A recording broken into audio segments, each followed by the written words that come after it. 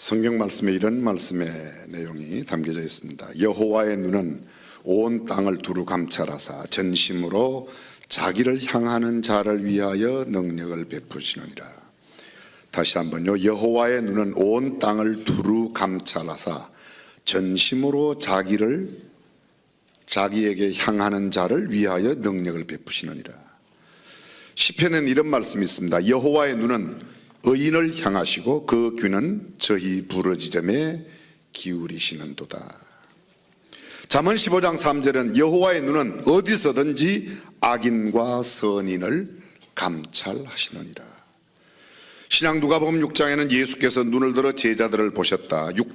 요한복음 6장 5절에는 예수께서 눈을 들어 큰 무리가 자기에게 오시는 것을 보시고, 요한복음 11장 41절에 돌을 옮겨 놓으니 예수께서 눈을 들어 하늘을 우러러 보시고, 거듭거듭 강조되는 것은 하나님은 감찰하신다, 보신다, 아신다라고 말합니다. 어느 날 한 아이가 사과를 먹으며 집으로 돌아오고 있었습니다. 엄마가 사과를 먹는 아들에게 묻습니다. 얘야, 그 사과 어디서 났냐? 과일 가게에서요.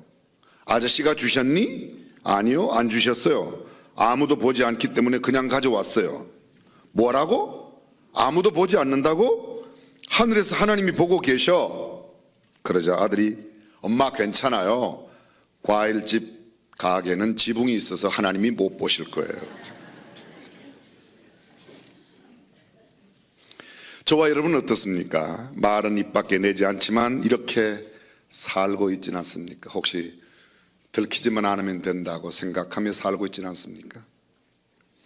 하늘이 알고 땅이 알고 내가 안다는 왕양명의 말을 굳이 언급하지 않더라도 하나님께서는 우리 마음속까지 간파하시고 우리의 모든 것, 일투족 생각까지 다 아시는데, 그런데도 우리 모두는 하나님을 소경으로 생각하고 하나님께서 아무것도 보지 못하고 계신 것처럼 생활하고 있지는 않는지 모르겠습니다. 우선 오늘 본문은 우리 주 예수 그리스도께서 얼마나 예민하게 보고 계시는지를 강조합니다. 사실 본문은 헌금을 강조하기 위하여 쓰여진 구절이 아닙니다. 오늘 본문의 가장 강조점은 하나님은, 예수님은 보신다는 거예요. 성경을 보십시오. 예수께서 눈을 들어 부자들이 연복에 헌금 넣는 것을 보시고, 또 어떤 가난한 과부의 2렙돈 넣는 것을 보시고, 그렇습니다. 우리 주님은 보시는 분이십니다. 성경은 하나님께서는 감찰하시는 하나님이시라고 말씀하고 있습니다. 창세기 16장에 하갈이 자기에게 이르신 여호와의 이름을 감찰하시는 하나님이라 하였으니 이는 내가 어떻게 여기서 나를 감찰하시는 하나님을 배웠는고 하미라. 하나님은 감찰하시는 하나님이시다. 창세기 6장 5절 노아가 홍수가 있기 전에 온 땅이 폐교하고 죄악이 관영하였을 때 성경은 이렇게 말합니다. 여호와께서 사람의 죄악이 세상의 관영함과 그 마음의 생각의 모든 계획이 항상 악할 뿐임을 보시고, 창세기 11장에 바벨탑 사건이 있습니다. 그 바벨탑에 대를 쌓고 하늘에까지 닿고자 하는 그런 상황 가운데 여호와께서 인생들에 쌓는 성과 대를 보시려고 강림하셨다고 말합니다. 사무엘하 11장입니다. 다윗이 우리아를 전장에 보내어 죽게 하고 밧세바를 자기의 궁으로 불러들여 처가 되게 하여 아들을 낳았습니다. 그 다음 이어지는 말씀, 다윗의 소위가 여호와 보시기에 악하였더라고 기록하고 있습니다.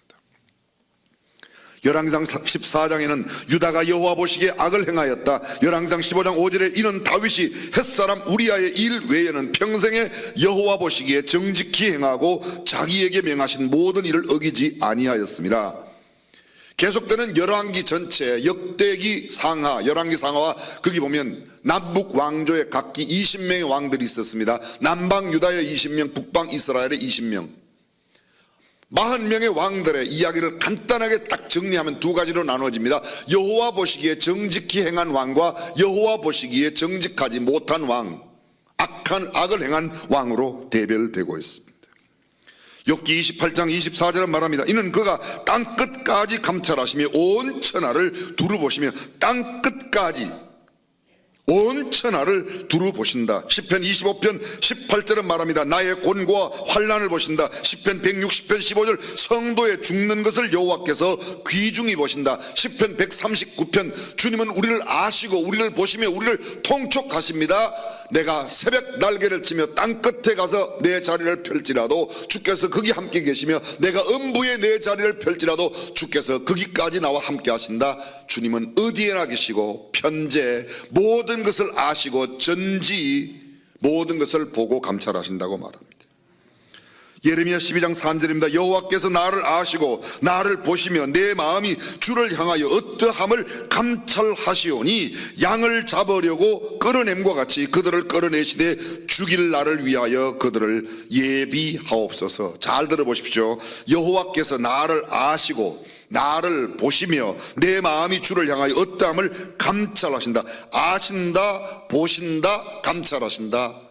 절대로 여호와의 눈을 피할 수 없다는 겁니다. 예레미야 20장 12절입니다. 의인을 시험하사 그 폐부와 심장을 보시는 만군의 여호와, 폐부와 심장도 보신다고 말합니다. 신약성경 사복음서에 예수님의 행적이 자세하게 기록되어 있습니다. 가장 핵심적인 내용이 무엇입니까? 예수님께서 보시고 택하시고 보시고 행하셨다는 겁니다. 들어보십시오. 마태복음 4장 18절 갈릴리 해변에 다니시다가 두 형제 곧 베드로라 하는 시몬과 그 형제 안드레가 바다에 그물 던지는 것을 보시니 저희는 어부라. 예수께서 이르시되 나를 따라오너라. 내가 너희로 사람을 낚는 어부가 되게 하겠다고 말합니다. 4장 21절입니다. 거기서 더 가시다가 다른 두 형제 곧 세베대의 아들 야고보와 그 형제 요한이 그 붙인 세베대와 한 가지로 배에서 그물 깁는 것을 보시고 부르시니, 보십시오. 그물 던지는 베드로와 안드레를 보시고 부르셨습니다. 그물을 깁고 있는 야고보와 요한을 보시고 부르셨습니다. 제자로 삼기 위해서.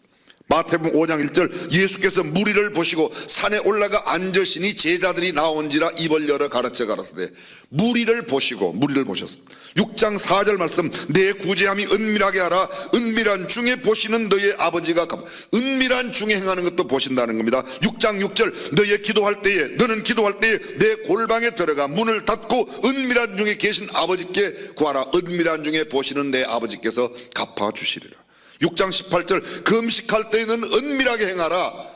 티를 내지 말고 표를 내지 말고 머리에 기름을 바르고 은밀하게 금식해라. 은밀히 보시는 하나님께서 갚아주시리라. 8장 14절입니다. 베드로의 장모의 열병으로 알아 누워 있는데 그것을 보시고 가서 고쳐주셨습니다. 마태복음 9장 2절 저희의 믿음을 보셨다. 마태복음 9장 9절 세간에 앉아있는 레위 마태를 보시고 부르셨습니다. 주님은 계속해서 보시고 부르시고 보시고 행하셨습니다.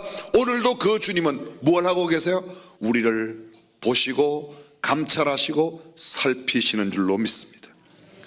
성경은 오늘 이렇게 말합니다. 주님은 부자도 보시고 가난한 자도 보십니다. 부자도 보시고 과부도 보십니다. 큰 일도 보시고 작은 일도 보십니다. 아무리 사소한 일이라도 주님은 다 보고 계십니다. 보시지 않을 만큼, 주님이 보시지 않을 만큼 사소한 일이란 없습니다. 이 말이 우리에게 얼마나 큰 위로가 되는지 몰라요. 나는 아무것도 아닌데 뭐 나 같은 거 그들 떠나보시겠어? 그런 말씀 하지 마십시오. 주님은 어떤 누구라도, 어떤 어린아이라도, 어떤 가난한 사람도, 어떤 배우지 못한 사람도, 어떤 지위가 없는 사람이라도 주님이 보시지 않는 일은 하나도 없다고 믿으시면 아멘. 그렇습니다. 주님은 보세요. 이렇게 주변머리 없고 맹하고 바보 같은 나, 주님은 보세요. 얼마나 위로가 되는지 말이에요. 한편 주님이 보신다는 것이 주님의 눈을 의식하지 않고 범죄하는 사람들에게는 얼마나 두려움이 되는지 모릅니다. 해와 달과 별을 지으시고 온 우주 만물을 만드신 그분께서 한갓 나약한 파리의 다리도 만드시고 모기의 혓바닥도 만드시고 온 우주 만물을 다 만드시고 일일이 다 감찰하십니다. 하나님은 왕궁과 대통령실에 있는 왕과 대통령만 보시는 분이 아니라 국회와 대기업 회장실, 그리고 심지어는 가장 천한 곳에 일하고 있는 노동자의 그 오두막 집에도 주님은 보시고 계시고, 오늘 환자들의 침상도 보시고 계시고, 고통받고 울고 있는 고아와 과부들도 주님은 직접 찾아가 보시는 분이십니다. 본문의 예수님은 특별히 연복외에 헌금 넣는 것을 보셨다고 말씀합니다. 누가복음 21장 1절에서 4절 말씀을 마가복음에 똑같이 기록합니다. 그 내용을 한번 들어보십시오. 마가복음 12장 41절입니다. 예수께서 연복궤를 대하여 앉으사 무리의 연복궤에 돈 넣는 것을 보실새 여러 부자가 많이 넣는데 한 가난한 과부는 와서 두 렙돈 곧 한 고드란트를 넣는지라. 예수께서 제자들을 불러다가 이르시되 내가 진실로 너희에게 이르노니 이 가난한 과부는 연복궤에 넣는 모든 사람보다 많이 넣었도다. 잘 들어보십시오. 예수께서 연복궤를 대하여 앉으사, 의도적으로 연복궤를 앞에 보시려고 연복궤 앞에 보시다. 요 사이로 말하면 헌금 주머니 돌아갈 때 그걸 보셨다는 거예요.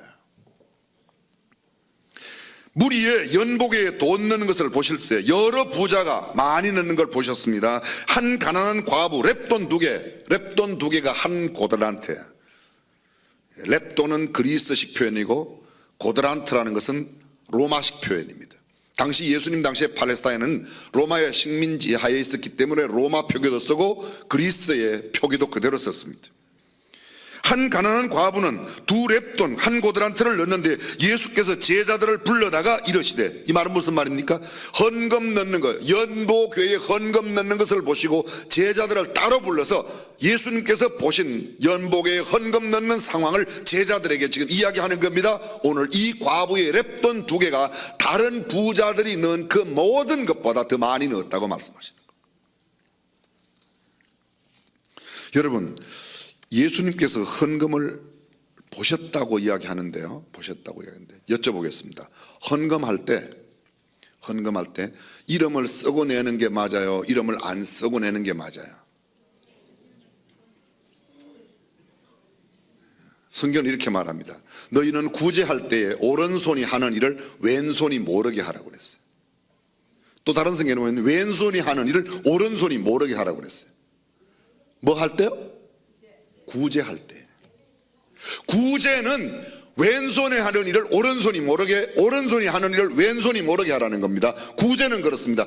우리가 하나님 앞에 헌금을 드리는 건 하나님 앞에 구제하는 거 아니에요. 하나님이 불쌍해서, 하나님이 못 살아서 하나님 앞에 도와드리는 거예요? 아니에요.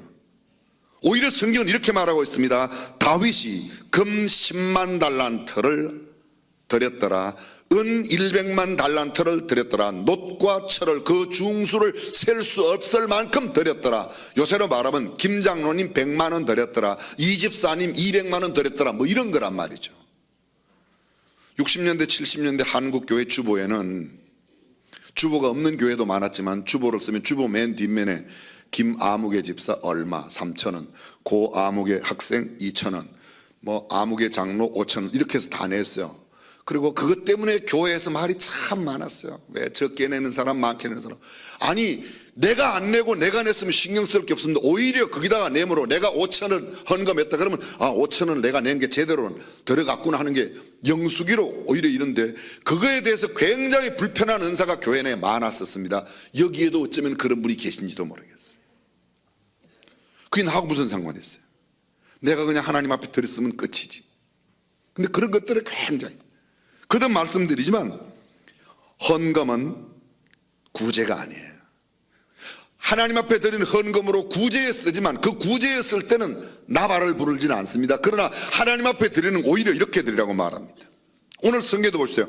과부, 그 과부는 모두가 다 아는 과부였어요. 렙돈 2개, 요새 말로 옮기면요 렙돈 2개. 이제 렙돈이 뭔지를 뒤에 설명하겠습니다만 이런 말이죠. 아무개 어려운 과부가 200원 드렸다, 뭐 이런 말이에요. 그렇습니다. 조금 전에 말씀드린 대로 많고 적음의 문제는 다르다는 겁니다. 예수님이 보시는 것과 우리가 보기에는, 우리는 액면가에 나타난, 우리는 봉투에 적혀있는 숫자로 많다 적다를 따지지만 예수님은 그렇게 말하지 않습니다. 오히려 더 부자가 많이 넣었는데도 부자들이 넣은 모든 것보다도 가난한 과부의 2렙돈을 많이 넣으셨다고 말합니다. 다윗이 성전을 건축할 때 드렸던 이야기 여러분에게 많이 드렸습니다. 금 10만 달란트, 제가 계산을 해봤어요. 한 달란트가 34.272kg이에요. 보통 33.3, 33.2kg으로 계산해 보겠습니다. 곱하기 1000g, g으로 바꿨습니다. 곱하기 10만 달란트 나누기 3.75g 한돈이 3.75g이에요. 한돈 값이 얼마인가 어저께 금시세로 따져봤더니 18만 원으로 계산해 봤어요. 그랬더니 다윗이 하나님 앞에 드린 금값만 164조 1600억입니다. 어저께 정확하게 금값이 18만 3,500원이라고 나왔어요. 제가 그렇게 또 계산해 봤어요. 167조 3,520억.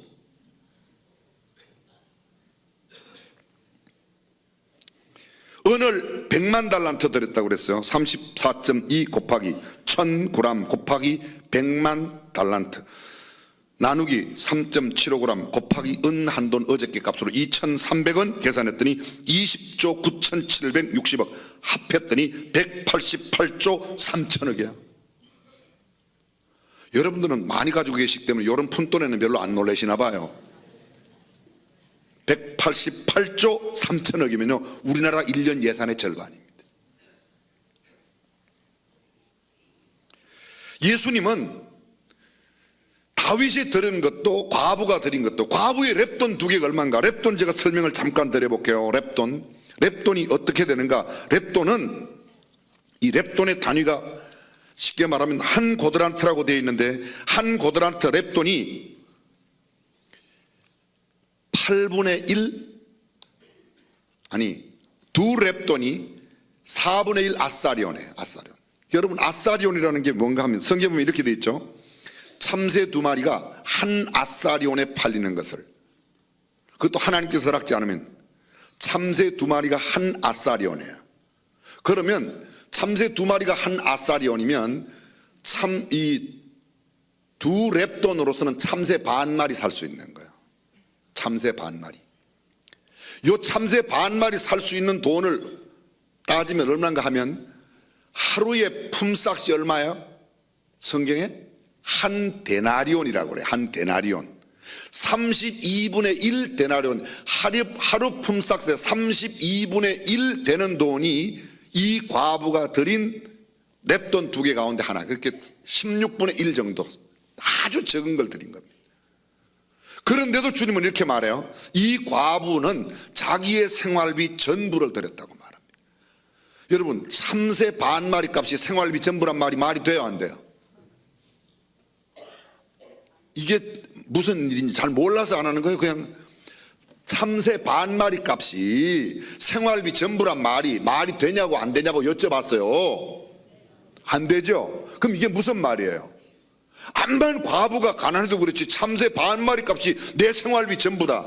그 말은 이 과부에게 있어서 참새 반마리 값 2렙돈은 자기의 생명을 거는 것과 같은 자기의 전부를 드린다는 거예요. 마음과 정성이 거기에 다 담아. 하나님 보시기에는 온 우주 만물을 지으신 하나님 보시기에는 봉투에 적혀있는 액수보다도 너희가 쉽게 말하겠습니다. 너희가 얼마 가운데 얼마 들었느냐가 더 중요해요. 굳이 요사이 말로 말하면 퍼센테이지가 훨씬 더 중요하다는 겁니다. 예수님은 금액보다 마음과 정성을 보십니다.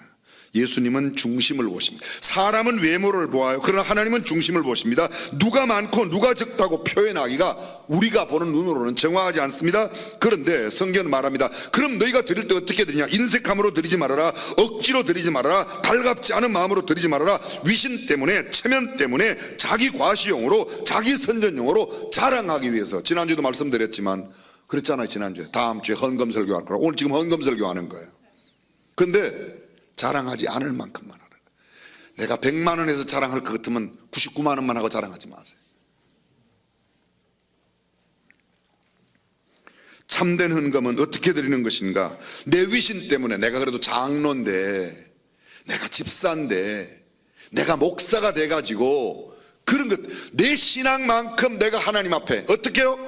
사랑으로 드리는 거예요. 사랑해서 뭐 어떻게? 은혜를 감사하며 나 같은 게 구원받은 그 구원의 은혜에 대한 감격으로 겸손함으로 오히려 성경은 이렇게 말하고 있습니다. 준비하여 드리라고 말합니다. 고린도후서 9장 5절이 합니다. 이러므로 내가 이 형제들로 먼저 너희에 가서 너희의 전에 약속한 연보를 미리 준비케 하도록 권면하는 것이 필요한 줄 생각하였노니 이렇게 준비하여야 참 연보답고 억지가 아니니라. 이것이 곧 적게 심는 자는 적게 거두고 많이 심는 자는 많이 거둔다 하는 말이로다. 각각 그 마음에 정한 대로 할 것이요 인색함으로나 억지로 하지 말지니 하나님은 즐겨내는 자를 사랑하시느니라. 체면 때문에 내는 거, 위신 때문에 내는 거, 자랑하려고 내는 거, 내 얼굴 때문에, 아예 그러죠. 요사이는 몇몇 사람들 해서 얼마씩 우리 그냥 정하자, 소위 헌금도 담합을 해서 내요. 아니에요 여러분. 내가 하나님 앞에서 내 신앙만큼 하는 겁니다. 근데 전혀 안 하는 사람이 있어요. 장로님이 되었어도 평생에 11조 안 하는 사람들이 있어요. 나는 잘 모르겠어요. 헌금 갖고 이야기하지 말아라. 아니에요. 성경은 가르치고 있어요. 예수님은 의도적으로 연복의 안에서 보셨던 겁니다. 성전은 지성소가 있고, 지성소 바깥에 성소가 있고, 성소 바깥에 여인의 뜰, 바깥뜰이 있습니다. 이 바깥뜰에 연복궤가 13개가 나팔 모양으로 있습니다. 나팔 모양을 잘 이해 못하시면, 여러분 서울에 들어가 터널 지나가면 왜 유료 터널에 돈 넣는 거 있죠? 이렇게 보면 나팔 모양으로 이렇게 돼 있죠. 동전 집어넣는데,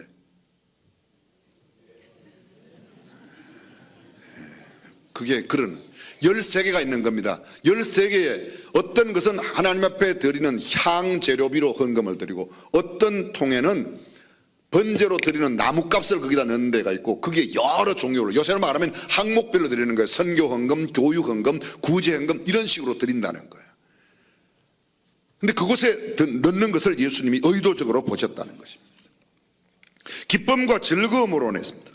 다윗은 이렇게 말합니다. 다윗이 그렇게 드렸는데도 다윗이 온 회중 앞에서 여호와를 송축하여 가로되 우리 조상 이스라엘의 하나님 여호와여, 주는 영원히 송축을 받으시옵소서. 여호와의 광대하심과 권능과 영광과 이김과 위엄이 다 주께 속하였사오니 천지에 있는 것이 다 주의 것이로소이다. 여호와여, 주권도 주께 속하였사오니 주는 높으사 만유의 머리이심이니이다.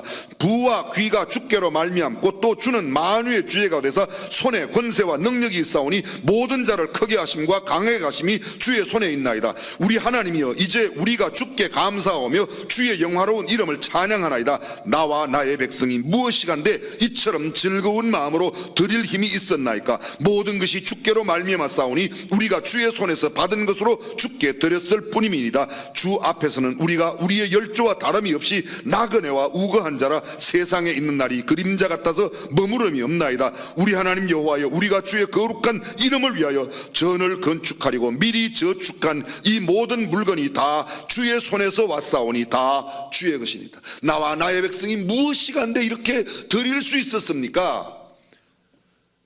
188조, 어마어마한, 아니 이게 금값 은값만 그런 겁니다. 철과 노슬, 중수를 셀 수 없을 만큼 레바논의 백향목을 들어왔습니다. 수많은 기능공들을 외국에서 불려들여다 하나님의 성전을 짓고 자기의 궁궐을 지었습니다. 그런데 그는 이렇게 말합니다. 나와 나의 백성이 무엇이가 한데 이렇게 기쁜 마음으로 드릴 수 있었나이까 라고 말하고 있는 겁니다. 내가 자랑하지 않습니다. 내가 무엇을 했다고 그렇게 이야기하지 않습니다. 오히려 하나님 앞에 자기의 드린 것을 이야기하고 있습니다. 사랑하는 성도 여러분, 저와 여러분들이 과연 어떤 태도로 주님 앞에 드리는가라는 것입니다. 이야기 하나 해드리겠습니다. 크리스타의 우화에 나오는 이야기입니다. 시련을 당한 비둘기 총각이 우울하게 앉아 있을 때 참새가 와서 질문을 했습니다. 너 눈 한 송이의 무게가 얼마나 되는지 아니? 비둘기가 무뚝뚝하게 대답했습니다. 그런 걸 내가 어떻게 알아? 어쨌든 별거 아닐 거야. Nothing more than nothing. 아무것도 아니야. 참새는 자신의 경험담을 이야기합니다. 너는 눈 한 송이의 무게가 별거 아니라고 말하는데 내 이야기를 들어봐. 어느 날 내가 나뭇가지에 앉아 노래를 부르고 있는데 눈이 오기 시작했어. 꿈나라나 슬로우 비디오 보듯 아주 조용히 내려 작은 가지 끝에 사뿐사뿐 내려앉는데 심심풀이로 내가 세기를 시작했지.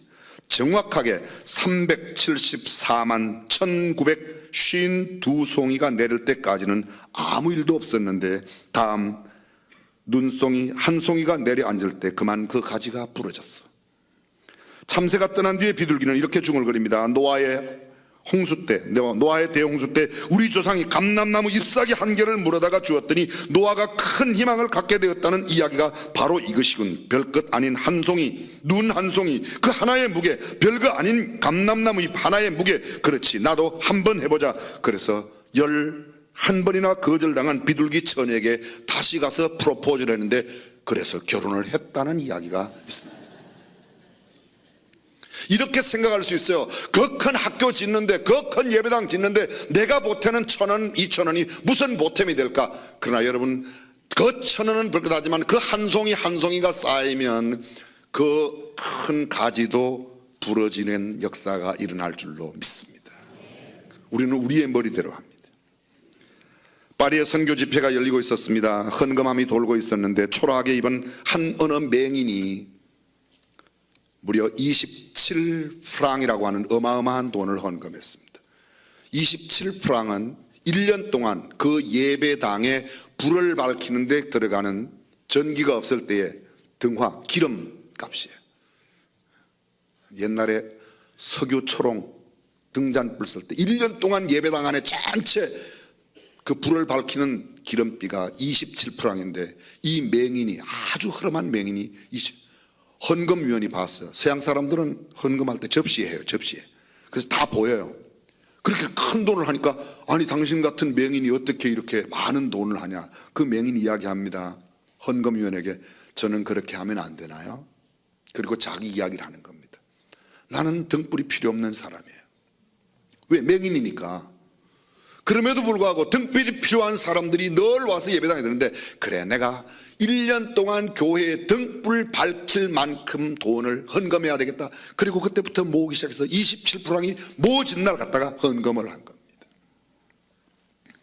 육신의 눈은 어두워 있었으나 영혼의 눈은 밝아 있었고, 복음이 미치지 못한 어두운 세계에 그리스도의 밝은 빛이 비추어지기를 위하여 그토록 귀한 헌금을 했습니다. 자신의 불구를 이토록 거룩하게 승화시킨 그에게는 비록 육신의 눈은 어두웠지만 영적으로는 밝은 세상을 걷고 있는 것이었습니다. 그러기에 어떤 시인의 말처럼 눈을 뜨면 세상을 보지만 눈을 감으면 하늘을 본다는 이야기가 있습니다. 사랑하는 성도 여러분, 우리의 영안이 띄어져 하나님 나라를 볼 수 있기를 주님의 이름으로 축원합니다. 지금 마지막으로 제가 이야기 한 토막을 남겨놓고 있는데, 이 예화를 여러분에게 해야 될까 말아야 될까 3주일 동안 제가 기도하고 고민했어요. 도저히 제 마음으로는 할 용기가 안 나서 우리 교회 아직 때가 덜 묻은 젊은 부목사님들께 제가 물어봤어요. 이거 설교 시간에 예화로 써도 되겠냐 안 되겠냐 물어봤어요. 그랬더니 우리 부목사님들이 용기를 제게 많이 북돋워줬어요. 하세요. 그래서 하는 거예요. 저는 이 예화를 들 수 있는 용기가 없어요. 1950년 서울의 영락교회를 설립한 고 한경직 목사님의 이야기입니다. 여러분이 아시는 대로 한경직 목사님 이북에서 넘어오셨습니다. 영락교회 1950년대 벌써 150여 명 모이는 교회가 되었습니다. 새로운 예배당을 건축하게 되었는데, 성전 기공 예배를 앞두고 목사님 전 교인들에게 광고를 했습니다. 다음 주에 기공 예배를 드리는데 기공 예배에 참여하실 수 있는 분, 이 사람만 참여하라고 그랬어요. 어떤 사람? 내가 가지고 있는 것 가운데서 열흘 동안 먹을 양식만 남기고 하나님의 성전 건축을 위해 다 바칠 수 있는 마음의 각오가 되어 있는 사람만 기공 예배에 참석하라고 광고를 했더랍니다. 그 다음 주가 되었어요. 기공예배 현장에 150명 성도 가운데 53명이 참여를 했대요. 53명이. 열흘 먹을 것만 남겨놓고, 제가 왜 이 예화를 못하겠다고 주제했는가 하면, 제가 물어봤어요. 제가 열흘 먹을 것만 남겨놓고 하나님 앞에 다 드릴 수 있는가? 제가 가진 게 너무 많아서 도저히 드릴 수가 없더라고요. 알아들으시죠? 제 이름으로 된 집도 한 칸 없지만 자관 저는 열흘 먹을 것만 남겨놓고 드리기에는 제가 가진 게 너무 많아요. 그래서 제가 못하는데, 그래도 그냥 이 이야기도 하고 하려고 그랬어요. 53명이 그날 테이프 커팅을 하고 기공 예배를 드렸습니다. 교회 새성전 건축 30주년이 되던 해에 한 목사님 조사를 해보았습니다. 이 53명이 어떻게 되었는가. 그 53명 가운데 단 한 명도 빠짐없이 대한민국 300대 재벌 안에 53명이 다 들어가 있더래요. 이 이야기는 굉장히 와닿아요. 300대 재벌 안에 53명이 들어갔다는 이야기는 다 감동이 되는데 열흘 동안 먹을 거 남겨놓고 다 드리는 데는 감동이 안 오니까 우리는 안 되는 거라는 거죠. 제가 이것 때문에 3주일 동안 계속 고민을 하고 우리 교직원 회의 때도 목사님들에게, 우리 부목사님들 전사님 계신데 말씀을 했더니요, 어떤 분이 아주 창조적인 아이디어를 냈어요. 목사님 10년 동안 쓸 거 남겨놓고 다 드리라고 그러세요, 그러더라고요. 10년 동안 쓸 거 하려면 저는 돈을 도로 받아야 돼요. 사랑하는 성도 여러분, 저는 그렇게 생각합니다. 눈송이 하나는 별것 아니에요. 랩돈 2개를 하나님은 귀하게 보신다는, 하나님이 보시기에 거듭 말씀드리지만 자랑하지 않을 만큼 내 체면 때문에, 위신 때문에 하는 것 말고 정말 우리가 정성을 모은다면 이런 하나님께서 하실 줄로 믿습니다. 우리 하나님이 하십니다. 영상 한번 보실까요? 영상.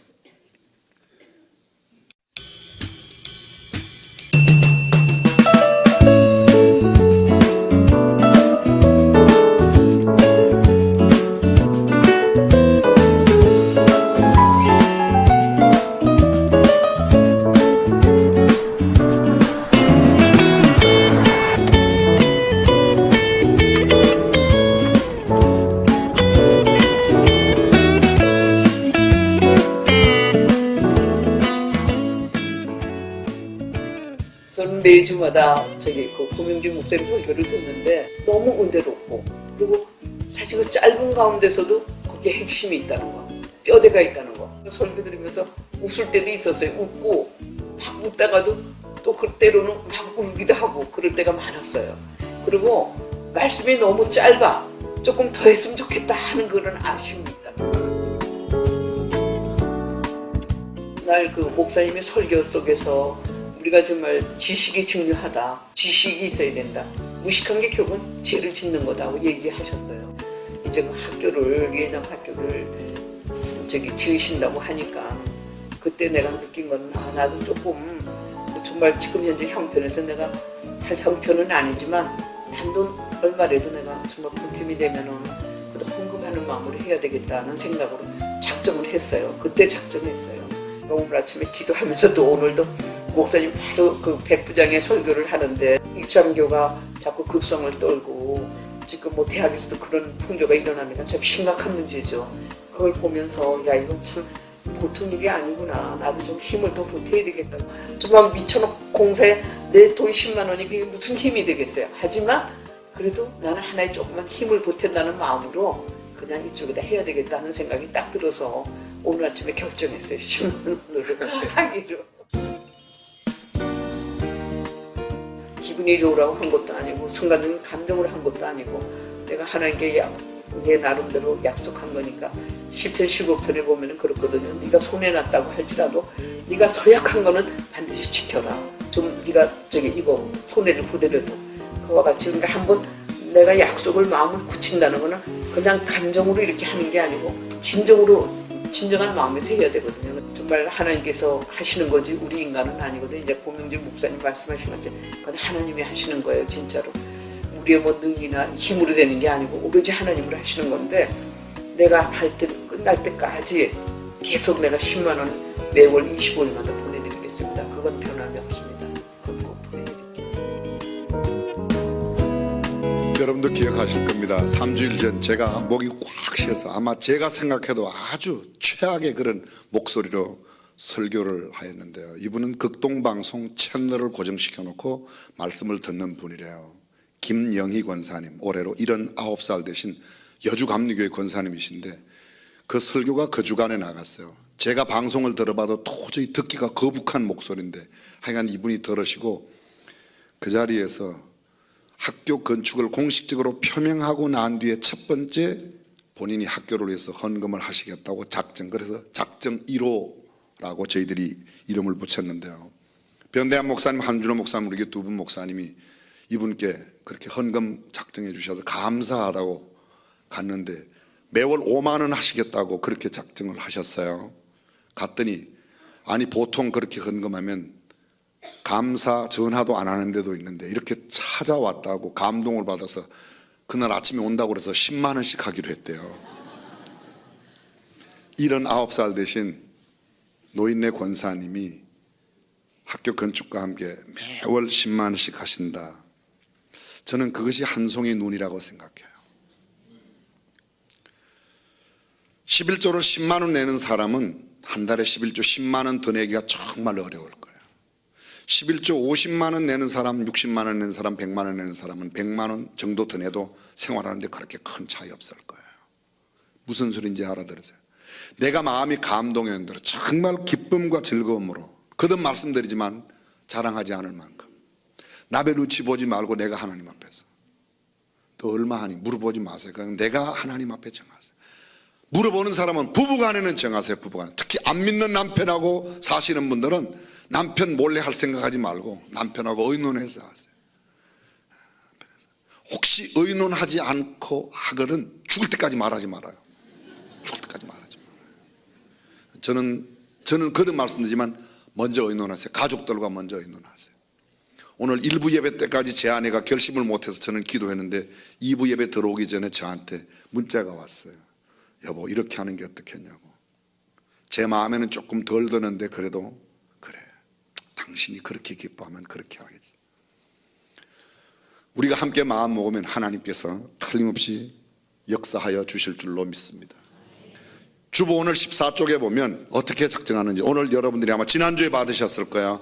오늘 지금 혹시 필요한 분도 드릴 터인데 학교법인 예담학원 학교 건축 헌금 약정서 작성하신 뒤에 한쪽 면을 여러분들이 우리에게 나가실 때 내어주시거나 아니면 오늘 못하셔도 집에 가셔서 함께 하셔도 괜찮겠습니다. 필요하신 대로 여러분들이 지금 잠깐 작성하시고 함께 하도록 그렇게 하겠습니다. 기타 하는 방법 가운데 여기 교실을 하거나 다른 방법도 할 수 있고요. 한 구자는 한 평 건축비가 400만 원으로 예상해서 한 구자가 400만 원입니다. 나는 그렇게 못한다. 그럼 난 2분의 1. 나는 2분의 1도 못한다. 4분의 1. 아니, 나는 그것도 못해. 이만큼 여러분들의 방금 말씀을 들으신 대로 그렇게 작정해 주셔서 함께 해주시면 되겠습니다. 저희 눈을 감고 머리 숙여 기도하겠습니다. 헌금 건축 헌금 약정서를 쓰시는 분들은 그대로 쓰시고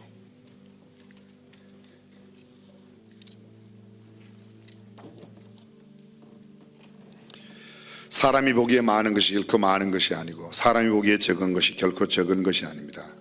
하나님은 우리의 중심을 보시고 우리의 형편을 아시는 분이십니다.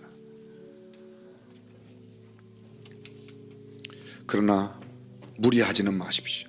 내가 감당할 만큼 기쁨과 즐거움으로 내는